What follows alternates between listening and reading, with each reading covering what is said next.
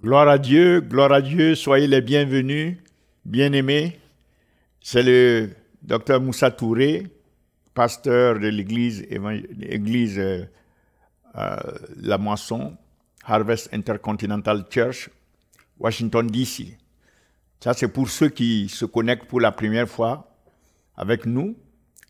Et nous vous souhaitons la bienvenue et que le Seigneur vous bénisse. Maintenant, nous allons prier avant de commencer. Seigneur, éternel Dieu, notre Père qui est assis dans les cieux, merci pour ta présence aujourd'hui avec nous. Merci pour tout ce que tu as fait dans nos vies. Tu as fait de nous tes enfants et tu es notre Père. Et nous pouvons venir devant ton trône de grâce par le sang de Jésus-Christ. Et nous venons aujourd'hui pour te glorifier, te magnifier, dire que nous t'aimons, Papa. Nous voulons t'honorer sur toute la terre. Nous voulons que ton nom soit exalté. Nous voulons que tu sois magnifié. Alléluia. Et aujourd'hui, nous savons que tu vas mieux nous équiper encore. Tu vas nous donner ta parole et ton esprit, ton onction, ta grâce. Merci, Père, en avance pour tout ce que tu vas accomplir et qui va nous amener à être transformés pour devenir davantage comme Jésus-Christ. Nous te donnons la gloire et l'honneur en avance par rapport à tout ce que tu vas faire dans ce service. Au nom de Jésus-Christ, nous avons prié. Amen. Amen. Alors, nous avons la joie de vous annoncer que c'est ici aux États-Unis la fête de la célébration de l'indépendance de la nation. Et au cours de cette fête de l'indépendance, à cause de cette fête, nous voulons un peu nous adresser aux nations. Nous savons que toutes les nations ont une journée de fête. Une journée où les nations célèbrent le jour de leur existence, le jour où elles ont pu être établies comme nation. Alléluia. Et nous voulons souligner quelques points concernant ces fêtes, car les nations n'existent pas par elles-mêmes. Il y a quelqu'un qui doit recevoir la gloire. Et c'est dans ce sens que nous voulons attirer l'attention en ce jour de juillet, du 4 juillet, qui est la fête de célébration de l'indépendance des États-Unis. Alors nous avons pris le passage ici du psaume 86, de la prière de David. David, dans le psaume 86, à partir du verset 7, il dit ceci. David dit, il parle d'un jour bien précis. Il dit que ce jour précis, qui est le jour de sa détresse, lui, il va invoquer nul autre, mais il va invoquer le Seigneur. Je t'invoque au jour de ma détresse, et il a l'assurance d'être exaucé. Quelle bénédiction merveilleuse, quel privilège David a ici, que lorsqu'il se retrouve dans les troubles, il sait qui invoquer et il a la certitude d'être exaucé. Et nous voulons dire ici que invoquer l'Éternel veut dire en même temps reconnaître que l'Éternel est incomparable. Le Seigneur est incomparable. Dans son être, il n'y a aucun Dieu, il n'y a aucun être qui peut lui être comparable. Et David a choisi d'aller vers Dieu, vers cet être incomparable. Et David a la foi, il a la certitude d'être exaucé. Alléluia. Nous voyons que les nations aujourd'hui, nous pouvons dire que les nations sont dans la détresse.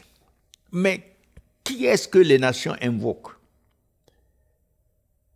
Qu'est-ce que les nations font?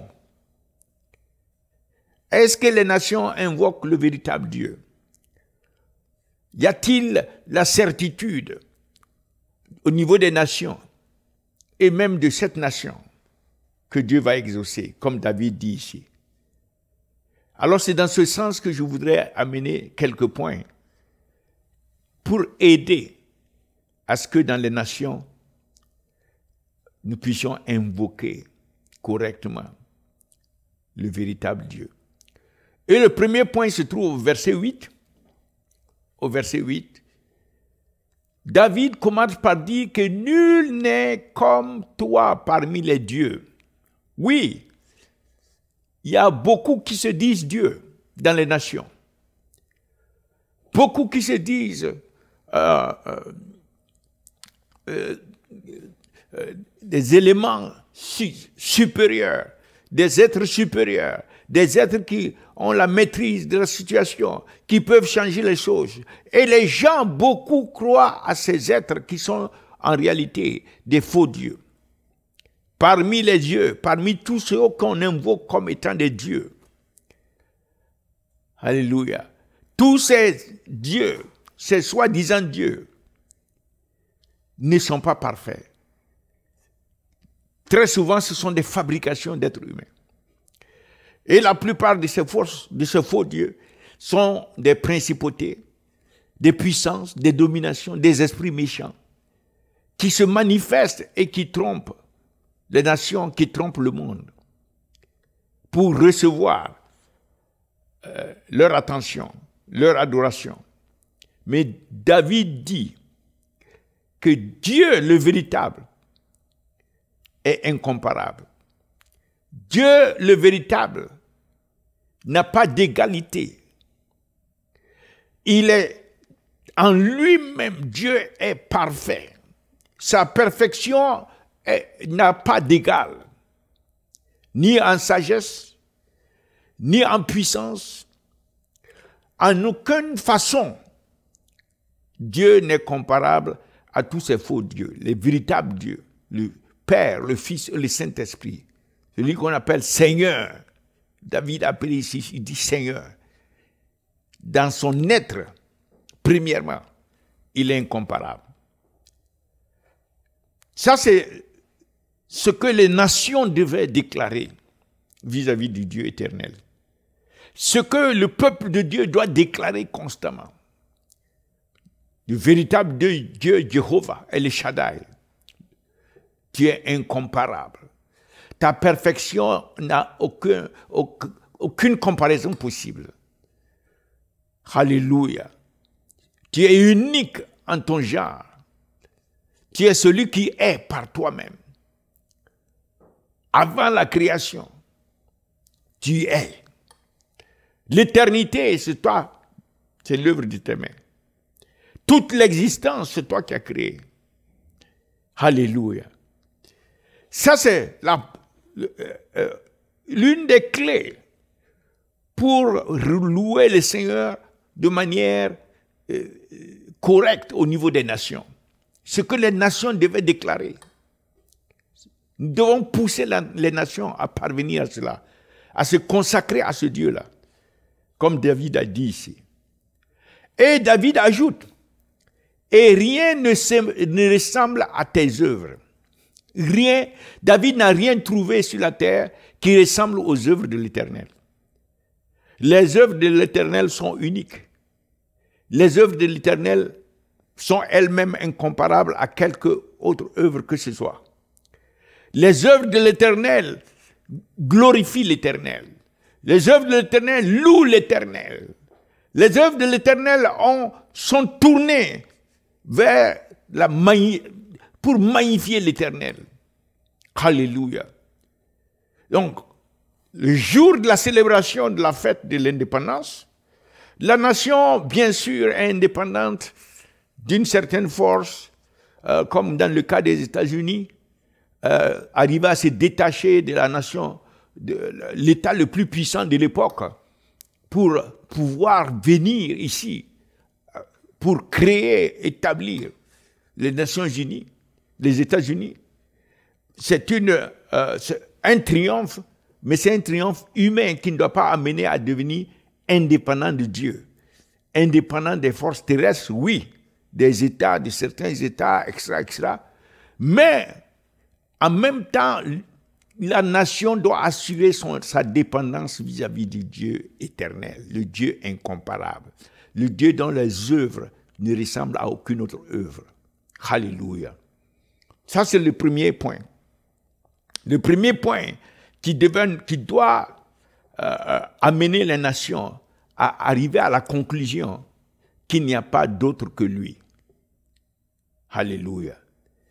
Deuxième point, le deuxième point, c'est que ce Dieu, au verset 9, nous voyons que ce Dieu est la source, l'origine de toutes choses, l'origine de toutes les nations.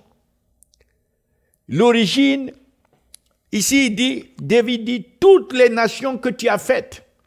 Mais est-ce que les nations savent qu'elles sont faites par l'Éternel? Toutes les nations que tu as faites. En réalité, effectivement, dans Actes 17, verset 26, nous voyons que c'est Dieu qui a fait les nations. Acte 17, verset 26, Alléluia, qui a fait que tous les hommes,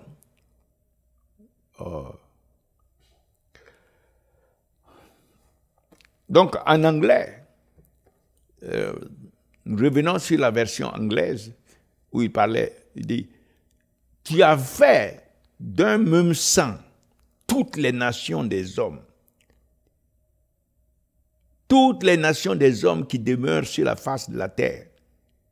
Tu as fait de ces hommes-là, toutes les nations de ces hommes-là, tu as fait d'un même sang, par un même sang.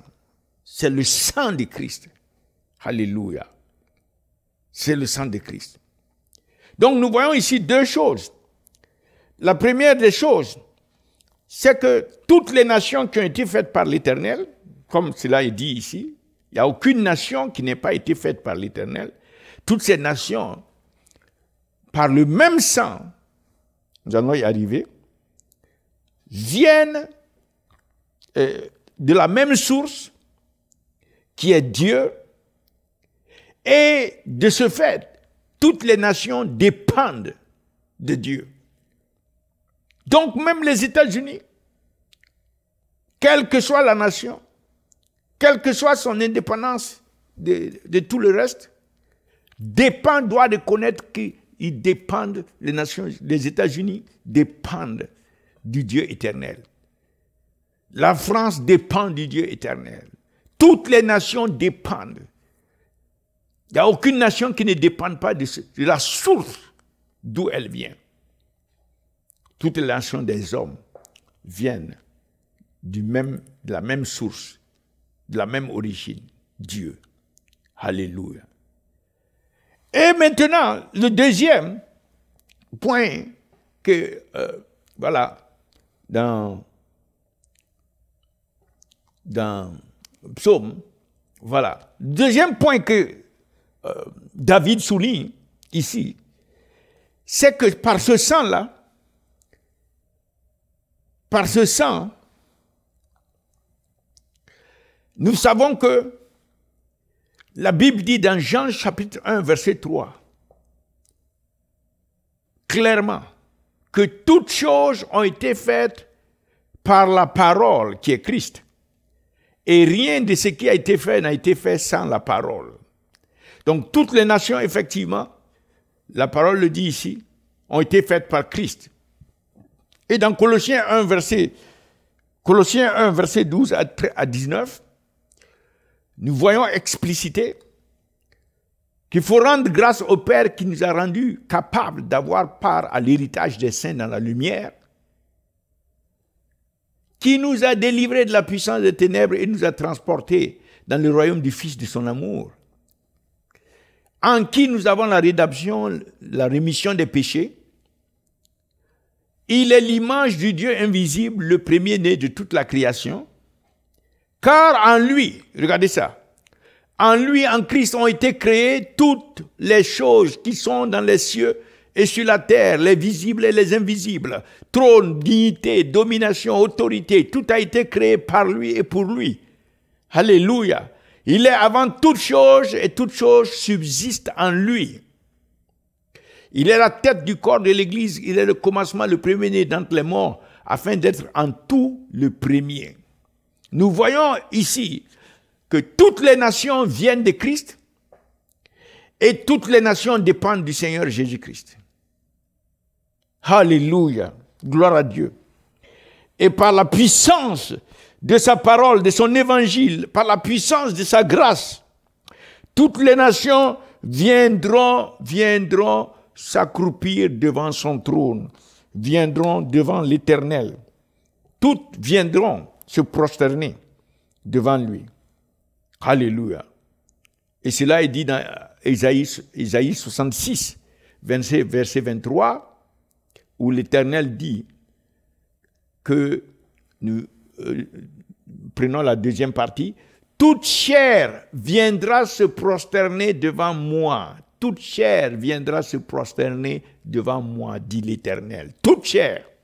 Alléluia. Donc nous revenons au psaume 86, verset 9. Ça, c'est le premier point. L'origine des nations, c'est le Seigneur qui a fait de toutes les nations un même sang. Et en Christ, a amené à l'existence toutes les nations. Et de ce fait, toutes les nations viendront devant le trône par la puissance de son évangile, de sa grâce. Toutes les nations viendront un jour pour adorer l'Éternel. Et c'est ce que nous voyons, parce que c'est ça la destinée des nations. Le Seigneur, l'Éternel Dieu, a une destinée pour toutes les nations qu'il a créées. Et cette destinée, c'est que toutes les nations viennent devant son trône pour l'adorer. Et nous voyons cela dans Révélation 7, versets 9 à 10. Viendront se prosterner devant ta face, Seigneur. Révélation 7, versets 9 à 10. Après cela, je regardais et voici, il y avait une grande foule que personne ne pouvait compter. De toute nation, de toute tribu, de tout peuple et de toute langue. Ils se tenaient devant le trône et devant l'agneau, revêtis de robes blanches et des palmes dans leurs mains. Et verset 10. Et il criait d'une voix forte en disant, le salut est à notre Dieu qui est assis sur le trône et à l'agneau. Donc voilà, de toutes les nations, de toutes les tribus, de tous les peuples, de toutes les langues, voilà tout ce monde qui arrive devant le trône pour adorer, se prosterner devant l'agneau. Alléluia. Donc pour adorer, ça c'est la destinée des nations. C'est la destinée ultime, que toutes les nations viennent, les races viennent devant le trône pour adorer l'agneau. Et c'est ce qui est dit prophétiquement par David au verset 9, quand il dit que toutes les nations que tu as créées viendront adorer, toutes les nations que tu as faites viendront se prosterner devant ta face, Seigneur, et rendre gloire à ton nom, et rendre gloire à ton nom. Donc la gloire n'appartient pas aux nations, la gloire n'appartient pas aux États-Unis. Les États-Unis doivent rendre gloire à Dieu. Alléluia. Toutes les nations de la terre doivent rendre gloire à Dieu. Les nations doivent se prosterner devant sa face. Gloire à Dieu. Car leur origine, leur existence et leur destinée leur dépendent de ce Dieu véritable, pas des idoles. Et nous continuons. Ça, c'est le deuxième point. Ce qui fait de l'Éternel Dieu le centre, c'est-à-dire aussi bien l'origine que le centre aussi de la louange et de l'adoration des nations. Il est le centre de la louange et de l'adoration des nations. Le troisième, nous allons voir sa grandeur. Ce qui fait de lui vraiment, ce qui renforce le fait qu'il est unique. Il est à part. Il est à part dans son être lui-même, comme nous venons de le voir. Il est à part par ses œuvres. Il est à part du fait que tout prend origine en lui et tout va devenir à lui. Et il est à part aussi par sa grandeur inégalée. Alléluia. Donc au verset 10, nous voyons ce que David dit. David dit, car tu es grand. Alléluia. David sait que l'Éternel est grand. Il est grand et il opère de grandes choses, des prodiges. Car tu es grand. Gloire à Dieu. Donc, Cette grandeur exprime l'infinitude. Dieu est infini. Dieu est incommensurable. On ne peut pas le mesurer. On ne peut pas en avoir une idée de sa grandeur. C'est une grandeur infinie. C'est une grandeur qui dépasse la capacité mentale de l'être humain. Alléluia. Tu es grand et toutes les nations viendront devant toi. Et en tant que celui qui règne sur toutes les nations, le gouverneur, le roi des nations, en tant que le roi des nations, tu règnes à cause de ta grandeur. Cette grandeur est exprimée par ta souveraineté indiscutable et absolue. Dieu a une souveraineté indiscutable et absolue sur toutes les nations. Cette grandeur s'exprime par cette souveraineté qui transcende toute négociation. C'est une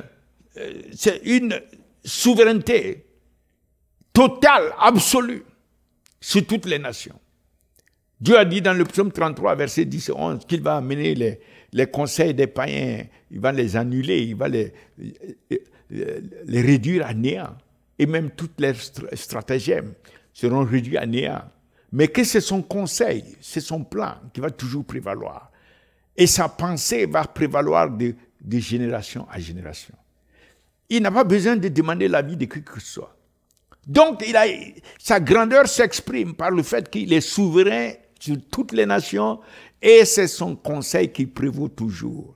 Gloire à Dieu. Gloire à Dieu. Et il amène à néant tous les autres conseils, tous les autres plans de qui que ce soit qui s'oppose à lui. Deuxième expression de cette grandeur s'exprime par sa majesté.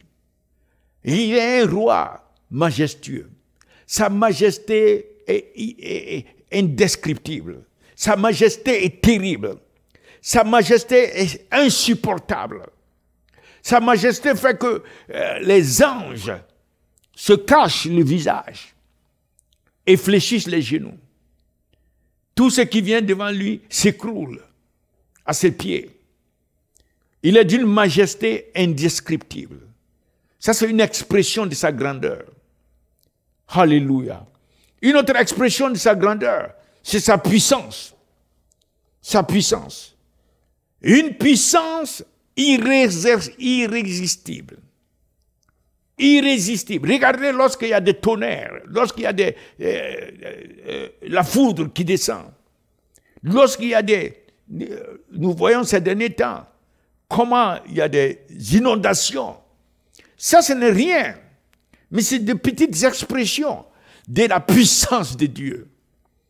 Alléluia. Car la Bible dit que celui qui est assis sur le trône, dans Apocalypse 4, celui qui est assis sur le trône qui est entouré d'un arc-en-ciel qui ressemble à de l'émeraude, et il y a 24 trônes sur lesquels 24 vieillards habillés, couronnés, qui ne cessent de déclarer. Alors, ce Dieu qui est assis sur le trône, qui est plus élevé que tous les autres trônes, devant lequel trône il y a 7 lampes brûlantes qui sont les 7 esprits de Dieu, et ce trône est entouré par une mer de cristal. Alléluia. Et du milieu de ce trône, de la présence de l'Éternel, sortent des éclairs et des tonnerres et des voix qui sortent de sa présence du trône et qui envahissent l'univers. Alléluia. Alléluia. Sa puissance est irrésistible. Sa puissance est universelle. Sa puissance, rien ne tient devant sa puissance. Ça, c'est une expression de sa grandeur. Ce qui fait que, devant son trône, tous les genoux fléchissent. Et il a une telle autorité. Voyez-vous que la mention du nom seulement, le nom seulement mentionné, Jésus, fait fléchir dans les cieux, sur la terre, dans les eaux, dans tout l'univers. Juste la mention. Sa puissance est irrésistible. Il n'y a aucune force qui puisse résister dans tout l'univers à sa puissance. Et sa puissance est universelle. Dans tout l'univers, c'est lui qui est puissant. Donc c'est une expression de sa grandeur. Une autre expression de sa grandeur se trouve dans le fait que son royaume, son règne, il n'y a pas de limite. Il n'y a pas de fin. Tous les autres royaumes sont limités, que ce soit en espace ou en temps, ou en grandeur, ou en hauteur, ou en puissance. Mais ce royaume, le royaume de Dieu, le royaume de Christ, est sans limite. Sans limite. Et il ne peut pas être questionné. Nul ne peut questionner le règne de Christ, le règne de Dieu. Alléluia. Son royaume s'impose par lui-même dans tout l'univers. Il est le roi de l'univers. Il règne sur toutes choses, visibles et invisibles, comme nous l'avons lu tantôt, dans Colossiens 1 à partir du verset 16. Il règne sur les dominations, les principautés, les puissances. Tout a été créé par lui et pour lui, il a la suprématie sur toutes choses visibles et invisibles. Son règne n'a pas de fin. Gloire à Dieu. Ça, c'est une expression de sa grandeur. Alors, de cette grandeur qui s'exprime comme ça, que ce soit à travers sa souveraineté incontestée, absolue, sur les nations, sur toutes les nations, sa souveraineté sur tout l'univers, sa majesté qui est irrésistible, insupportable et qui est terrible, sa puissance qui est universelle et qui s'exprime, qui s'impose partout, son règne qui est sans limite et qui ne peut pas être questionné. Il faut ajouter ses richesses. Sa grandeur s'exprime par les richesses.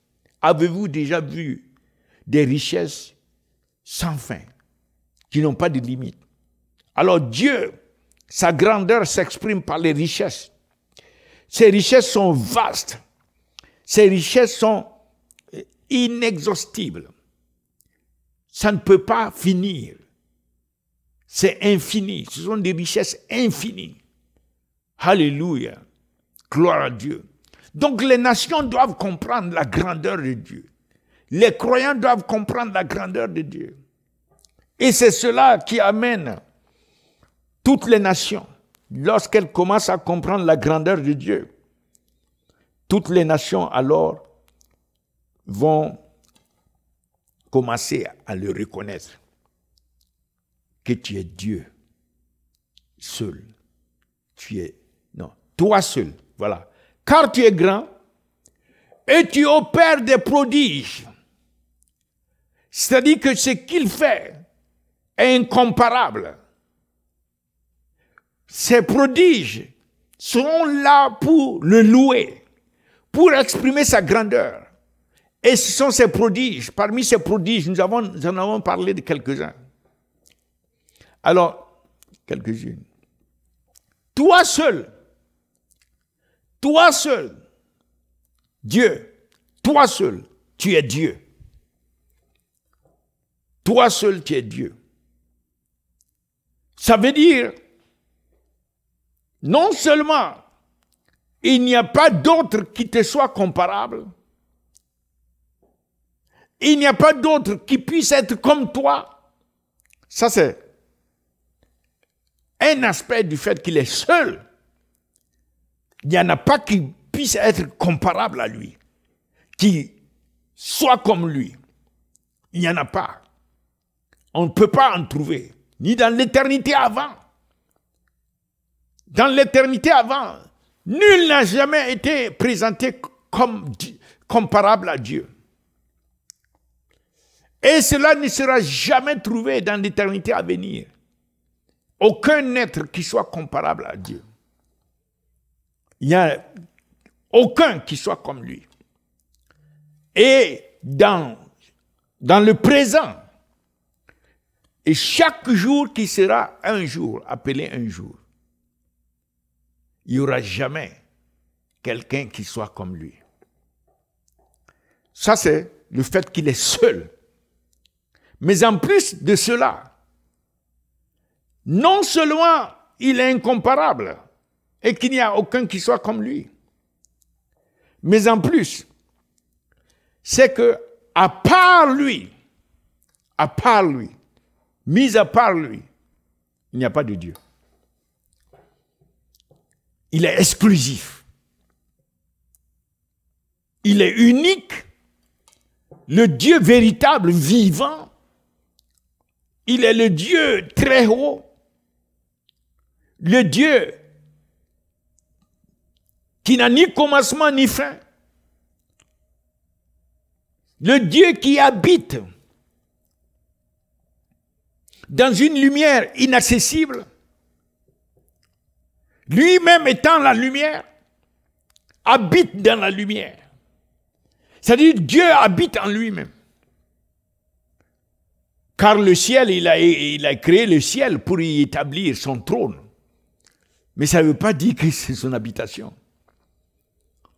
Il siège sur le trône de sa majesté au ciel, au paradis. Ça a été créé pour cette circonstance, à cette fin. Et la terre est son marchepied. L'univers, les cieux des cieux ne peuvent le contenir. Alléluia. Gloire à Dieu. Gloire à Dieu. Donc voilà, les nations doivent reconnaître qu'il n'y a pas d'autre Dieu que le Père, le Fils et le Saint-Esprit. 3 personnes, mais un seul Dieu. Jéhovah, El Shaddai, Yahweh, un seul Dieu véritable.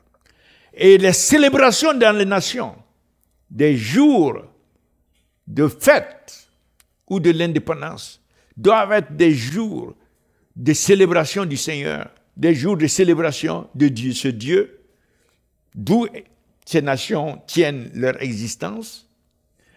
Et cela va renforcer ces nations dans leur destinée, qui est de célébrer et d'adorer, et de venir devant le trône. Donc, la sagesse pour les nations, c'est d'utiliser ces jours de célébration d'indépendance pour venir à Dieu et le reconnaître qu'il n'y a pas comme lui, il n'y aura jamais un autre comme lui. Et à part lui, il n'y a pas d'autre Dieu. De venir à lui pour reconnaître que tu es la source de notre existence, que toi seul fais de grandes choses, des œuvres magnifiques, des prodiges. Toi seul mérites la gloire, l'adoration, la louange. Alléluia. C'est cela vraiment célébrer les nations. Quand les nations veulent célébrer leur jour d'indépendance, ce sont des indépendances terrestres, limitées par rapport à la terre, mais c'est pour célébrer surtout une dépendance vis-à-vis de Dieu, une soumission à Dieu et une adoration à Dieu. Les nations doivent retourner louer l'Éternel véritablement, les louer de tout leur cœur, le célébrer sur toute la nation.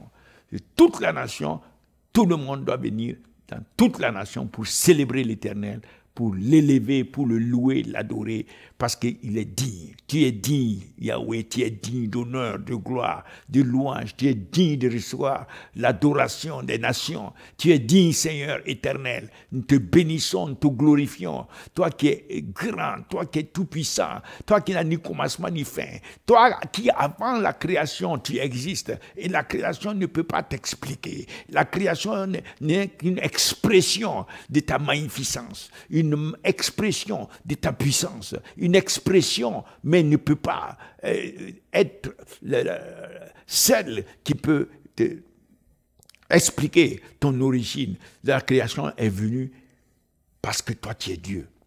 Tu es le Dieu de toute existence. À toi la gloire et à toi l'honneur. Au nom de Jésus-Christ, nous allons prier. Amen. Alléluia. Donc, nous voulons prier maintenant pour ceux qui veulent donner leur vie au Seigneur Jésus-Christ. Vous dites après moi, Seigneur Jésus, je reconnais que je suis pécheur et aujourd'hui, je te demande de me pardonner et de me laver par ton sang. Merci pour ton sang, merci pour ta résurrection, car Dieu t'a ressuscité le 3e jour. Tu es monté en gloire et tu reviens bientôt. Alors, je t'ouvre mon cœur et je t'invite à venir dans mon cœur. Je te reçois comme mon Seigneur et mon Sauveur personnel. Merci de sauver mon âme, de faire de moi un enfant de Dieu, né de nouveau. Et à partir d'aujourd'hui, je te soumets ma vie. Au nom de Jésus-Christ, nous avons prié. Amen. Nous vous invitons aussi à continuer de venir à la montagne de prière. C'est un grand privilège que l'Éternel nous a fait. Et nous vous recevons dans l'amour du Seigneur. Et les portes sont ouvertes. Et toutes les nations, nous sommes en train de prier que toutes les nations puissent se joindre afin que nous puissions réellement intercéder ensemble pour toutes les âmes, les milliards d'âmes qui sont encore dans les ténèbres, afin qu'elles rentrent dans leur destinée éternelle en Jésus-Christ. Parce que Dieu le Père, son cœur, veut que tous parviennent à la connaissance de la vérité et soient sauvés, que tous viennent à connaître Jésus-Christ. Alors nous allons prier ensemble pour que Christ soit révélé dans toutes les nations et que les nations puissent célébrer le Seigneur un jour devant son trône. Seigneur vous bénisse et vous garde, que Dieu fasse briller sa face sur vous, qu'il vous donne sa paix, son shalom, qu'il vous protège, que le sang de Jésus-Christ vous sépare de tout ce que le diable fait, de gauche à droite, que rien ne puisse vous nuire. Au nom de Jésus-Christ, nous avons prié. Amen, amen. Dieu vous bénisse.